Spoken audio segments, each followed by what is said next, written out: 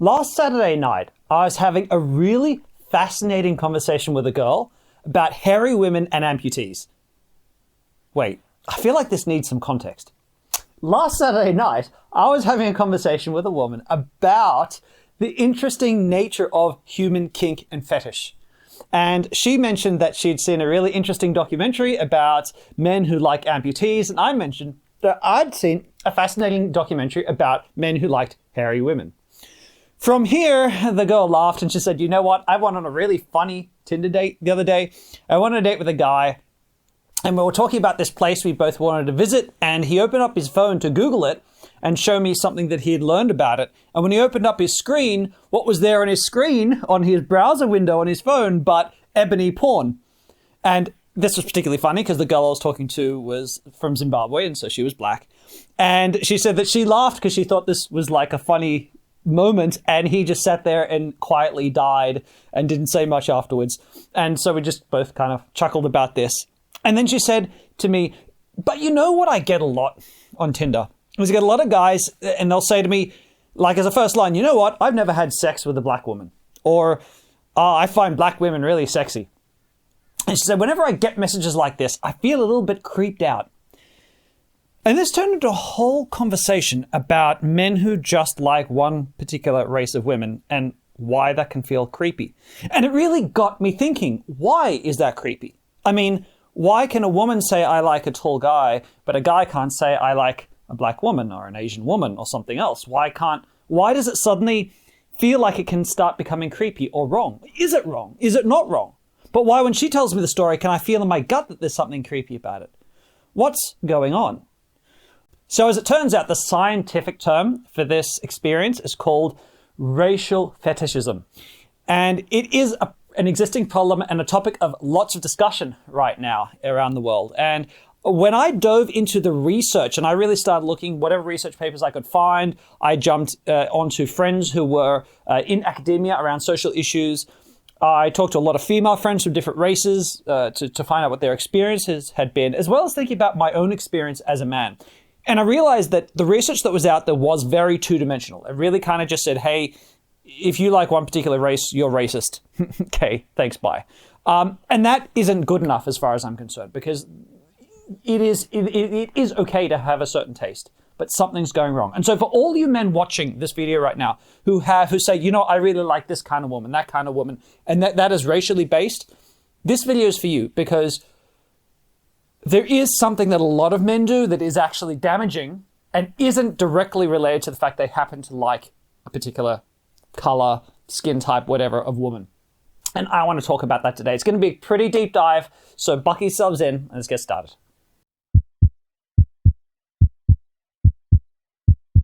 So first of all, what does the formal research that I've seen on this topic talk about? Well, the formal research really makes two broad points.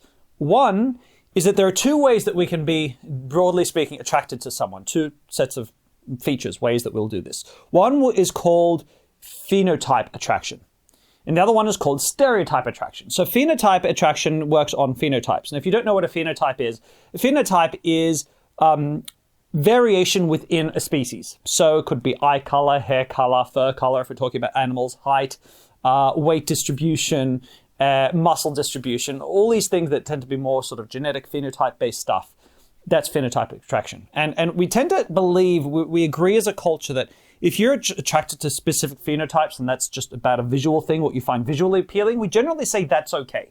Right? So it's okay to prefer shorter, taller, curvy women, slim women. All these things we generally say that's okay. It's phenotype attraction.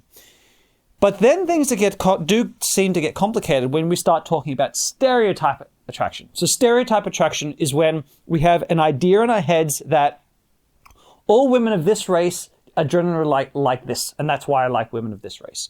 Or we get really weird when a woman says, you know, I only like rich guys because blah blah blah blah blah, right? And she creates a stereotype of what rich guys are like in her head, or basketball players, or whatever it is. Whenever it becomes a stereotype attraction, we become very uncomfortable.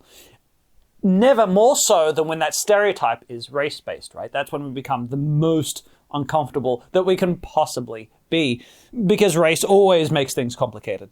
But to get back to the point, the reason why the research says that stereotype attraction is bad, especially when it comes to race, is if a guy approaches a woman with this notion of all Asian women are like this, and I assume you're going to be like that, and I don't even see who you really are, I'm just assuming you're like this because I think all Asian women are like this, that is a form of racism. And that also imposes a stereotype onto a woman, which makes her feel uncomfortable, makes her feel not seen, like you don't even know who she really is, like you're just treating her like an object of sexual desire, which is part of that objectification thing of just feeling this is uncomfortable and I don't like this. I don't feel like he's looking at me like a human being. The research also shows that most men who have a racial preference do so from a stereotype standpoint. In other words, they like a particular type of woman, not just because of how she looks, phenotype, but because of what that means to him as a stereotype. The second big idea / concern that comes up in the research is the idea of dominance and control. And that is men seeking out women from certain racial backgrounds because they feel like they can exert control over them. And this comes up quite a bit with Asian women because you get a lot of sexualization of Asian cultures. And this has its roots to some degree in the sex trade industry, where there's a lot of third world Asian countries, there's a lot of sex trade, and then that has come onto the Western shores through massage parlors and all this other kind of stuff. And so there's a lot of sexualization or idea of sexual submissiveness from those cultures. And that becomes a racial stereotype that where power and control, in other words, I can exert power over you because you're super submissive. And that becomes a problem for a lot of Asian women as well. So I've seen that come up in the research too. And they're the two big things that come up. While the research is true, it's this research, I'm not saying this is phony, but it really lacks the vantage point of what are men experiencing. And is there a healthy way to be attracted to a certain race, right? Is there a healthy way to do that? Because we accept that if you have a BDSM kink, that's totally acceptable. We accept that if you like women who are hairy, that is acceptable, right? We're okay with all these things. We suddenly don't become okay when it's a race. And yet, what, are you just supposed to change who you're attracted to and how you're attracted to people? Right, so it didn't sit comfortably with me. So to try to get into this deeper, I started thinking about my own experience with women and my own tastes in women. You see, when I was a younger man, from the age of 14 till the age of 23, my taste in women was tall, blonde, not particularly bright women. Think Jessica Simpson, like just really sweet, really nice, attractive. That was my thing. And for me, I have to admit there was some control in that, right? If they were not so bright, I'm really bright, it meant that I could be in charge of that relationship. Anyway, I did engage in a lot of men's work, men's self-development work. And I was doing a particularly intense course for my own self-development as a man, where part of it was really understanding how I relate to women and the feminine in my life and what I really want, what really turns me on women. And I had some massive realizations about myself and what I wanted in a female partner. And within a space of 2 weeks, my taste, my visual taste in women rapidly changed. It wasn't just visual, but it did change visually too, from tall blonde to more curvy, dark featured, so dark hair, dark eyes, not necessarily fair skin, preferably darker skin. Women, I wanted them to be intelligent, opinionated, be strong-willed, sharp wit. I started to want all these things. I was like, this radical change in my taste in women. Why did that change? Why was so many visual cues changing? And what I realized was that actually for me, I was realizing I wanted certain features in a woman. And what I was doing was saying to myself, you know what type of women are more likely to be the type of woman I wanted? And sure enough, they tended to be from darker skinned places. Why was that? Well, I realized that, for example, South American women were more likely to have that sassy, a particular type of sass that I like in women. And South American women seem to have it. And then I learned that, isn't that interesting? Westernized Indian women, so girls who came here with a very East Indian family, but then became sort of the black sheep of the family and rebelled, and then, they became Australianized. Often they have that type of sass as well. And then I realized the same thing can be said from African girls. And I started to realize that there was a trend of rebellious women coming and then rebelling against a very suppressive culture. And I just recognized this as a trend in who's most likely to have the personality traits that I like. Well, it tends to be women like this. And it just started to fall in line. And that shaped my physical taste in women. And when I started to think through all this, I thought, well, isn't that interesting? Because when I started to ask male and female friends, why do you like X type of man? Why do you like X type of woman? Tell me about your tastes. And what I learned was that pretty much all of our phenotypical tastes, in other words, if I talk to a woman, she said, I like a guy who's got a little bit of muscle, right? That's a phenotypical taste, we say that's okay. But when I ask her about why, and I start saying why, what does that tell you about him? Why would you like a guy who's got muscle? She doesn't just say, oh, because muscle's sexy. No, she says, well, because I feel like that guy, if I see a guy who works out a lot, it means he's got discipline. It means he's got drive, right? And it means he can work hard to make something happen if he wants to. I like it because it makes me feel like he might stand up for me and protect me more likely. I like it because it probably means he's healthier, right? So what do we got here? It's a stereotype, right? I mean, she's looking at a guy who's muscly and making all these assumptions about him that might be wrong. It could be right, probably are, but they might well be wrong. So we're stereotyping. And I've learned that most of the tastes we have in people, there is stereotype attached to it. And this is a problem because we always like to say stereotype is bad. Stereotype is not always bad. Very famous researcher, Daniel Kahneman, who came up with the idea of what he calls not stereotyping, he calls it heuristics. Now, heuristic is a rule of thumb, and he says our brains are wired from the ground up to look at the world and interpret it as rules of thumb, right? So what is a heuristic? A heuristic is when you get onto a train and there's two available seats, and one seat has a really poorly dressed, smelly guy who looks like a bum, and the other seat has a guy who's looking really successful dressed in a suit. Where do you decide to sit? Where do you think is most likely to be the safest place to sit on the balance of probability? Next to the guy with the suit. Now, we know plenty of serial killers have worn suits before, right? There's no guarantee that you were right, but you made a heuristic rule of thumb. And our brains are wired to do this. We do it all of the damn time. And so what I've done is I've created a rule of thumb to say that, look, there may be white women who have lots of sass and all the stuff I'm looking for, but it's more likely, if I've got a choice, an attractive white woman here and an attractive Latina here, I'm probably going to go for the Latina, right? That's just a heuristic, right? I'm not approaching the Latina and say, well, all Latinas are like this, therefore you must be like this, and imposing my belief onto her. But I'm making a stereotyped rule of thumb assumption that I'll have better odds going to her, that I'll like her than going to her. And so I think the idea of a stereotype is not bad, is not poor. Where it becomes bad, and I think where it becomes problematic for a lot of women, because I never have women telling me that my tastes are somehow creepy or wrong or obscure. I never have that experience. And the reason is that I don't approach a woman and assume she's going to be like something. I just have my taste, and then I go and find out if she's got the qualities that I want.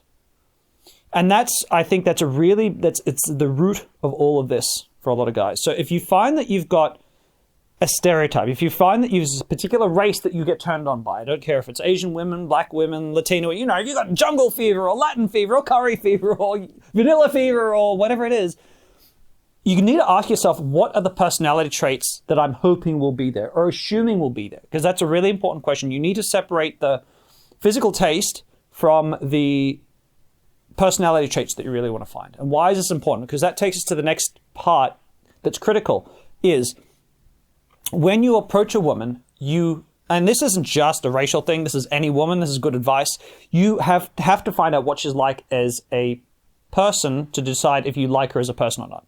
I've talked about this in other videos, I'll put a link up, but it's really important to know what you want out of a woman other than just being hot. And once you know that and are willing to walk away if she doesn't have those things, you'll be much more attractive.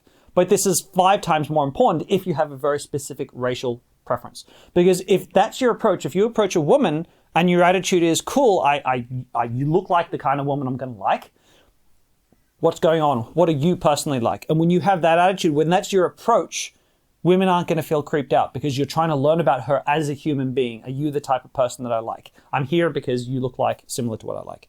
Women are okay with that. That doesn't push the creep buttons. It doesn't make women feel uncomfortable because you're actually making effort to get to know them. And it's a really critical part of this whole process. It's something that I think is lacking from the research that's out there, where they just say this is bad. I don't think it's bad. I think it's very reasonable.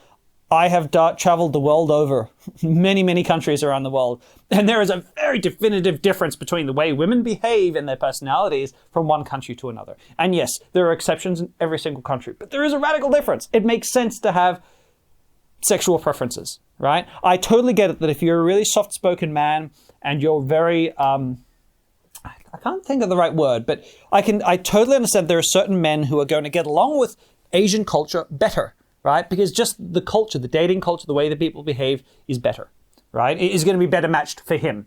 Whereas a really strong, opinionated woman is going to be too much for him. They're never going to click. They're never going to get along. I also need to say one more thing. If you, in general, are a man who wants to exert control over women, like you have a great need for a woman who is powerless, submissive, in a position of weakness, and that turns you on, that is actually a problem. That's a psychological issue where you need to exert power and dominance over others to feel good about yourself. If that is an issue you have, regardless of if it has anything to do with race, because I know guys with this who don't, they're very racially agnostic. If that's you, you need to work on that. Because if you're trying to apply that to dating, you will always try to keep women in a position of powerlessness. And it's not about, that doesn't make you a bigot. I don't care what they say. It makes you someone who's got control issues. And please look at that. That's, to me, is a totally different issue to, racial preferences with women. So I hope you found this a little bit interesting. I know it's been a little bit technical. I've sort of talked a lot about my own experiences talking to other people. But for me, that's at the root of it, is if you approach a woman and just discover what she's like as an individual, you're going to be more successful than you may have been up to now. If you say to women things like, oh, I only like Asian girls, or hey, I've never slept with a woman of your color before, your race, it very much makes women feel like you don't see them. And why is that and why is it creepy? It's creepy because we intrinsically know that when people see us as human beings, they're far less likely to hurt us or to do things to us that will damage us in some way. When someone sees us as a human being and actually tries to understand who we are as individuals, there is an implied safety. It is harder for us to do harmful things to people who we empathize with and connect with. And women know that at a very deep level. So from a safety perspective, a guy who doesn't do that doesn't make you feel safe. So look, I hope you've enjoyed this video. Again, it feels like almost a bit of a rant or rambling, but I've spent the last few days doing nothing but talking to people and thinking about this topic. And I think it's a really big one for a lot of you guys watching, because I know a lot of my clients have racial preferences. I'd love to hear your thoughts in the comments below. Definitely talk it out down there. I'm not going to get involved in racist debates. If you say something racist, I'm just going to leave it alone. I'll probably remove it because I don't really want that in my channel. But otherwise, I'm really open to great discussion. Again, as always, if you like this channel, if you like this video, subscribe to my channel, click the little bell so you get future notifications. Check out some of my other videos, because I reckon if you like this one, there's a very good chance you'll like them as well. Take care, stay safe, and I hope to see you again soon.